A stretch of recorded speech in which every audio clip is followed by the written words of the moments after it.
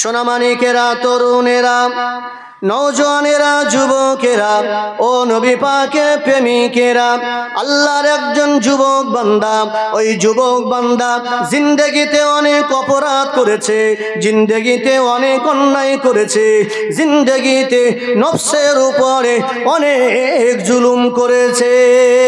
ওই আল্লাহ যুবক বান্দার হৃদয়ে একদিন আল্লাহর প্রতি ভয় হলো, একদিন হৃদয়ে আল্লাহর প্রেম জেগে গেল, একদিন হৃদয়ের ভিতরে নবী পাকের মহব্বত পয়দা হয়ে গেল।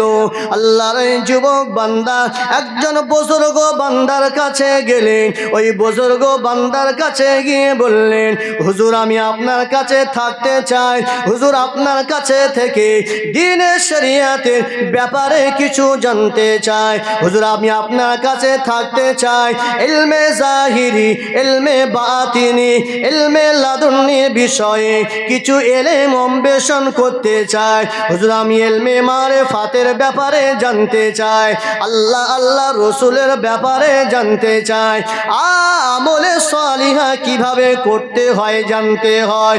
ও নওজওয়ানেরা, তরুণেরা, আল্লাহর এই বুজুর্গ বান্দা ওই যুবককে ডেকে বলেছিলেন, ও বাবা যুবক, আমার কাছে থাকো না, তোমাকে দেওয়ার মতো আমার কাছে এমন কোনো ইলম নাই, তোমাকে জানানোর মতো এমন কোনো ইলম আমার ভিতরে নাই। ও বাবা যুবক, অন্য কোনো বুজুর্গর কাছে চলে যাও বাবা। আরে সোনা মানিকেরা, যুবকেরা, আল্লাহর এই যুবক বান্দা ওই বুজুর্গ থেকে চলে আসলো না, অনেক জোরাজুরি করলেন, অনেক জোরাজুরি করার পরে ওই বুজুর্গর কাছে থেকে গেলে, অনেক জোরাজুরি করে থেকে গেলেন। একদিন, 2 দিন, 4 দিন অতিবাহিত হতে হতে কয়েক মাস কেটে গেল। হজ্জের মরশুম আরম্ভ হলো। হজের মরশুম যখন আরম্ভ হলো, আল্লাহর এই বুজুর্গ বান্দা হজ পাকে যাবেন।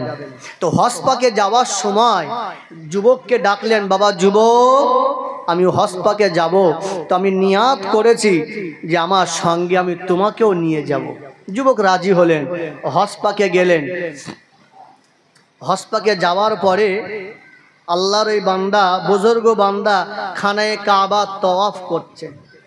লব্বাইক আল্লাহুম্মা লব্বাইক লা শারীকা লাকা লব্বাইক ইন্নাল হামদা ওয়ান নি'মাতা লাকা ওয়াল মুলক লা শারীকা লাক লা শারীকা লাক। যখন তালবিয়া পড়ছেন, তালবিয়া পড়তে পড়তে হঠাৎ যুবক ডাক দিয়ে বলছেন, হুজুর আমি আপনার কাছে আর থাকতে চাই না, আমি এক্ষুনি আমি আমার বাড়িতে চলে যেতে চাই। আরে সোনা মানিকেরা, যুবকেরা, ও নবী পাকের প্রেমিকেরা, ওই সময়ে আল্লাহর বুজুর্গ বান্দা ওই যুবককে ডাক দিলেন, ও বাবা যুবক, অনেক জোরাজুরি করে তুমি আমার কাছে থাকতে চাইলে, কিন্তু এখন কেন হঠাৎ করে খানায়ে কাবা থেকে তুমি আমার থেকে বিদায় নিতে চাও?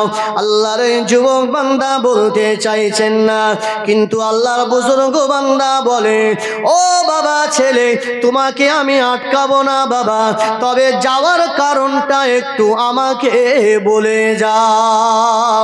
ওই সময় যুবক বলতে লাগলেন, হুজুর বেয়াদবি মাফ করেন, আপনি যখন খানায়ে কাবা তাওয়াফ করে দাঁড়িয়ে যান, আপনি যখন তালবিয়া পড়েন, আপনি যখন বলতে লাগেন লাব্বাইক আল্লাহুম্মা লাব্বাইক লা শারীকা লাকা লাব্বাইক ইন্নাল হামদা ওয়ান নি'মাতা লাকা ওয়াল মুলকা লা শারীকা লাক। হুজুর যখন আপনি বলেন, হুজুর যখন আপনি বলেন আল্লাহ আমি হাজির, আল্লাহ বান্দা হাজির, আল্লাহ গোলাম আপনার হাজির, ওই সময়ে আমি শুনতে পাই আসমান দিয়ে আওয়াজ আসে, ওই সময় আল্লাহ পাক আপনার লাব্বাইকে জবাবে বলেন, ও আমার গোলাম লা লাব্বাইকা লা লাব্বাইকা। আল্লাহ বলে আমি তোমার হাজিরাটাকে কবুল করলাম না। আপনি যখন বলেন আল্লাহ আমি হাজির, ওই সময় আল্লাহ আল্লাহ পাক বলেন, ও আমার বান্দা, তোমার হাজিরাকে আমি গ্রহণ করলাম না। ও আল্লাহর বুজুর্গ বান্দা, ও আল্লাহর বুজুর্গ বান্দা, হুজুর আমি মনে মনে ভাবলাম, যার ইবাদত, যার বান্দেগি, যার হজ পাক আল্লাহ পাক কবুল করে না, যার খানায়ে কাবা তওয়াফটা আল্লাহ পাক পছন্দ করে না, যার আমলে সলিহাত আল্লাহ দরবারে গৃহীত হয় না, ওই বুজুর্গ বান্দার কাছে থেকে আমার লাভটা কি হবে? ওই বুজুর্গ বান্দার কাছে থেকে এমন উপকার আমি কি পেতে পারি? হুজুর ওই জন্য মনে মনে ভাবলাম, আমার মনকে আমি বলে দিলাম, হুজুর আপনার কাছে আর থাকা যাবে না। ওই জন্য হুজুর আমি আপনার থেকে বিদায় নিতে চাই। আরে সোনা মানিকেরা, যুবকেরা, ও নবী পাকের প্রেমিকেরা, আল্লাহর ওই বুজুর্গ বান্দা ওই সময়ে যুবককে ডেকে ডেকে বললেন, আরে মাথাখানা নিচু করে নিলেন, চোখ মুবারক দিয়ে টপ টপ টপ টপ করে চোখের পানিগুলো ফেলেন আর বলেন, ও বাবা ছেলে, আজকে আমাকে তোমায় ভালো লাগলো না, ওই জন্য তুমি আমাকে রেখে দিয়ে তুমি অন্যত্র চলে যেতে চাও, তুমি অন্য কোনো বুজুর্গর কাছে যেতে চাও। কিন্তু বাবা ছেলে, আজকে যে কথাটা তুমি শুনতে পেরেছো, যে কথাটা তুমি জানতে পেরেছো, এই কথাটা আজকে নয়, দুদিন নয়, 3 দিন নয়, এই কথাটা এক আধবার নয়, এই কথাটা টানা 40টা বছর ধরে ধরে আমিও নিজ কানে শুনে আসছি। এই কথাটা আমিও 2-1 শুনে নাই, 40টা বছর ধরে ধরে এই একই কথা আমিও শুনছি। তবে যুবক, তুমি চাইলে তুমি আমার থেকে বিদায় নিতে পারবে, কিন্তু একটু বলতে পারবে যে আল্লাহ আমার ইবাদতকে নেন না, আমি কি সে আল্লাহকে ছেড়ে অন্য কোথাও যেতে পারি? আল্লাহর এই বান্দা এই কথা বলছেন আর চোখ দিয়ে অবিরাম পানির ফুটাগুলো ফেলছেন। যুবককে ডেকে বলছেন, যুবক আমার পছন্দ হলো না, তুমি অন্যত্র গমন করবে, অন্য কোনো আল্লাহ ওয়ালার কাছে যাবে, অন্য কোনো মুফাসসির আলাইহি রাহমার কাছে যাবে, কিন্তু বলো আমি যে আল্লাহর ইবাদত করি, আমি যে আল্লাহর বান্দেগি করি, আমি কি কখনো ওই আল্লাহ তো আমার ইবাদত নেন না, আমিও জানি, কিন্তু আমি যাব কোথায়? ঠিক আছে যুবক, তুমি যাও, তবে আমি যাব না, কারণ আমার আল্লাহ আমার ইবাদত নিক আর নাই নিক, আমি আমার আল্লাহকে ছেড়ে কোথাও যেতে পারি না। একটু সুবহানাল্লাহ বলে। আরে সোনা মানিকেরা, তরুণেরা, ও নওজোয়ানেরা, যুবকেরা, আল্লাহর ওই বান্দা যখন এমন করে মাথাখানা নিচু করে নিয়ে চোখের পানির ফোঁটাগুলো ফেলে ফেলে ওই যুবকের সঙ্গে কথাগুলো বলেন, আল্লাহ পাকের রহমতের দরিয়ায় জোশ লেগে গেল, আল্লাহ রহমতের দরিয়ায় জোশ লেগে গেল। আল্লাহ পাক ওই সময়ে গায়েবী আওয়াজ পাঠিয়ে দিলেন, ও আমার বুজুর্গ বান্দা, আর কান্নাকাটি করো না, ও আমার বুজুর্গ বান্দা, আর রোনাজারি করো না, আর আহাজারি করো না, আর দুঃখিত হইও না।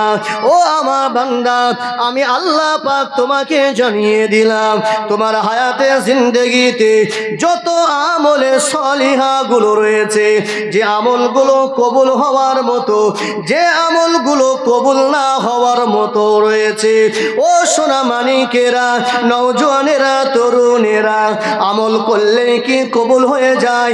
ইবাদত করলেই কি কবুল হয়ে যায়? না না না, ইবাদত করলেই তো কবুল হয় না, আমল করলেই তো কবুল হয় না, সমস্ত আমল কবুল হয় না। যে আমলটা আল্লাহর পছন্দ হবে সেই আমলটাই কবুল হবে, যে আমলে আল্লাহ খুশি হবে সেই আমলটা আল্লাহ কবুল করবে। খুশু খুজুক সঙ্গে নামাজ আদা করতে হবে, আল্লাহকে খুশির জন্য দান সাদগা খায়রা করতে হবে।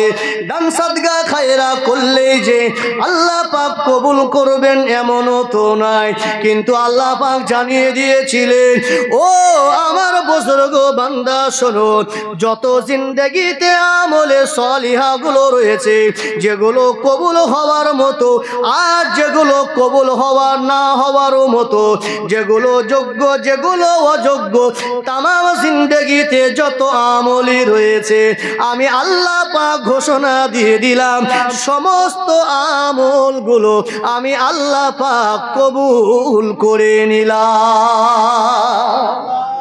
প্যারা ভাইয়ের আমার, তাহলে ওই বুজুর্গ কতদিন ধরে হজ করছেন?